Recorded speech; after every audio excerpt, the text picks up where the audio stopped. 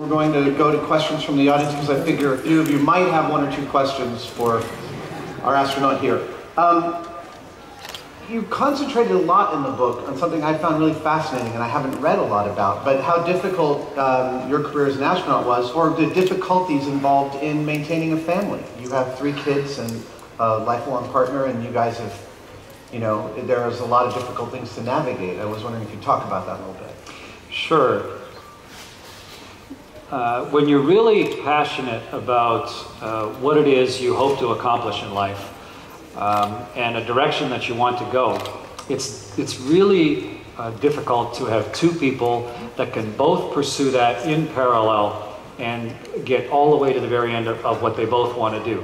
Because almost always there's going to be a divergence. You just can't maintain that same parallel of work. And so if you want the relationship to succeed, then almost invariably there's got to be some give. And as a couple, then you need to decide, how are we going to accommodate this? Is one person's career going to be put on hold for a while? Is one person's career going to be completely changed? How are you going to do it, and what are the important things? And keep readdressing it. And my wife and I, we've been together 38 years, and we married very young, and we didn't have any idea what we were doing, of course. We had 3 kids by the time Helena was 25, I think. And we kind of just stumbled through a lot of it. But probably the key is to recognize each other's ambitions and desires, and to support each other when the other person expresses a real desire to try something.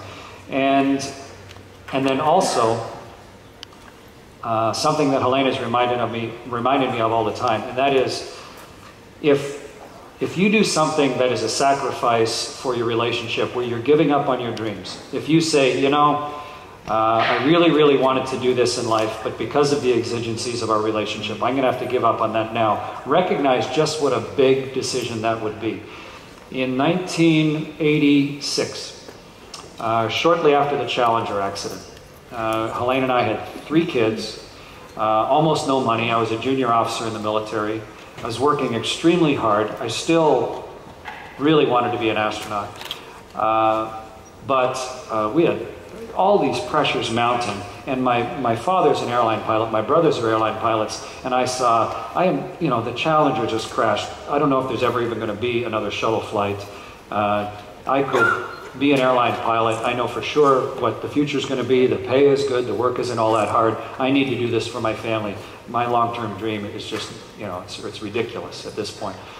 And Helena, while taking care of the 3 kids and all the other things, said, if you give up on your dream right now when you don't really have to, it will eat at you for the rest of your life. And you will recognize that you gave up on your dream on behalf of us, and it will be a net negative in our relationship.